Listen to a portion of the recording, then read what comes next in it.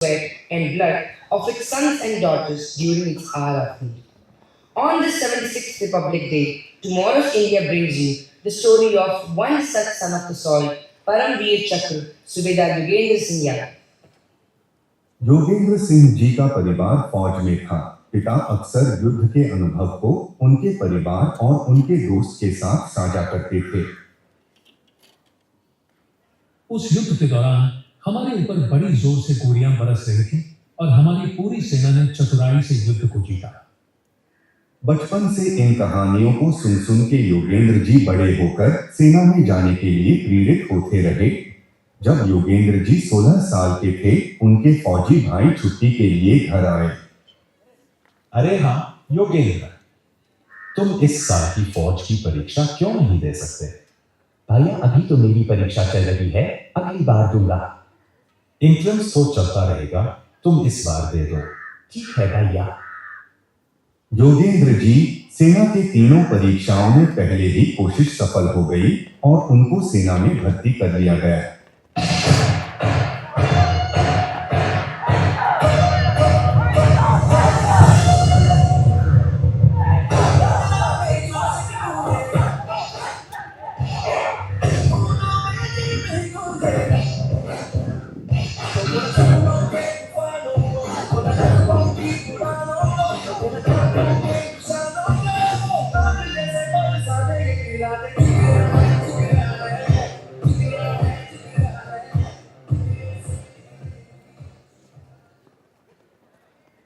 योगेंद्र जी को अब तक सेना में 10 साल का अनुभव प्राप्त हुआ था। अभी वे छुट्टियों के लिए घर लौट रहे थे। छुट्टियों के समय एक दिन उनको एक दुस्वप्न आया।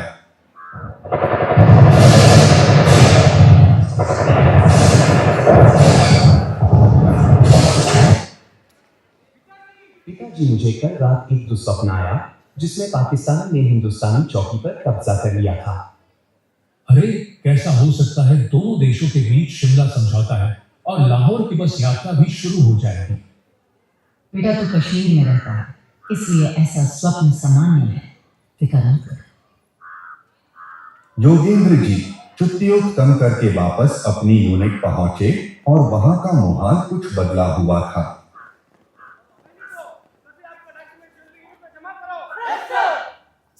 योगेंद्र जी और उनके साथियों को द्रास सेक्शन में भेज दिया गया।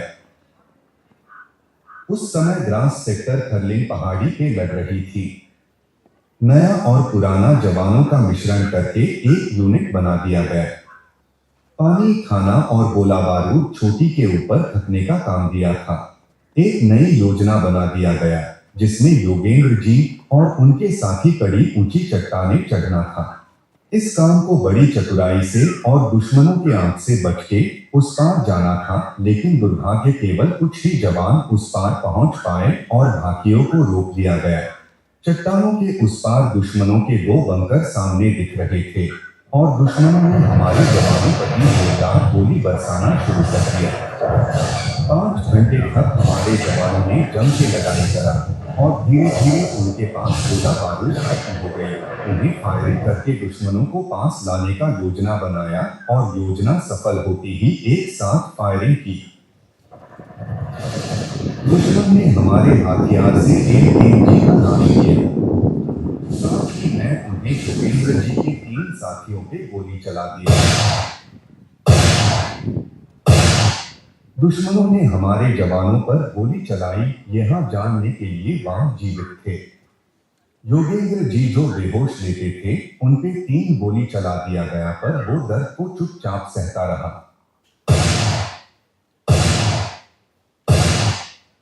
होश आते ही ग्रेनेड उठा के दुश्मनों पे फेंक दिया।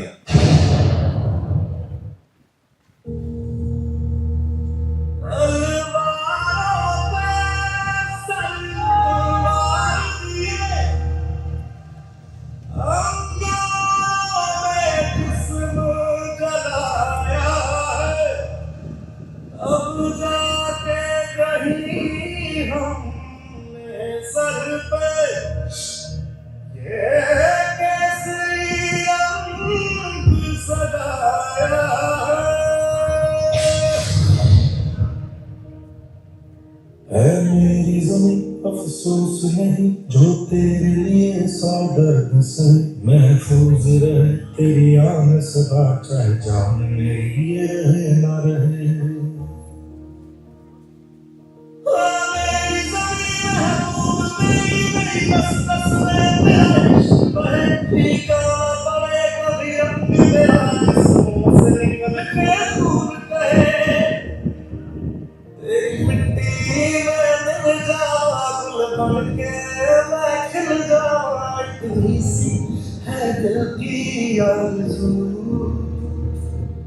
तेरी नदियों में बह जावा तेरे खेतों में लहरावा इतनी सी है दिल की आरज़ू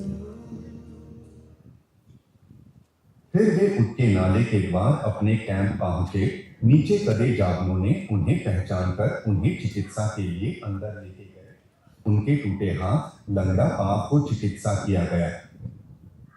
उसके बाद योगेंद्र जी ने सारी जरूरी जानकारी उनके कमांडिंग ऑफिसर को दे दी। उनके इस महायोगदान से भारत को जीत हासिल हुई। इतिहास का मैं आईना हूं, तहजीब का रंग सुनहरा हूं। गंगा जमुना मेरी आंखें हैं, मैं नए भारत का चेहरा। मैं कल भी था, मैं आज भी हूं। मैं नवी सारी दुनिया इस मिट्टी का आदर मुझमें है। मैं देशभक्ति कर रहा हूं, मैं नए भारत का चेहरा, मैं नए भारत का चेहरा।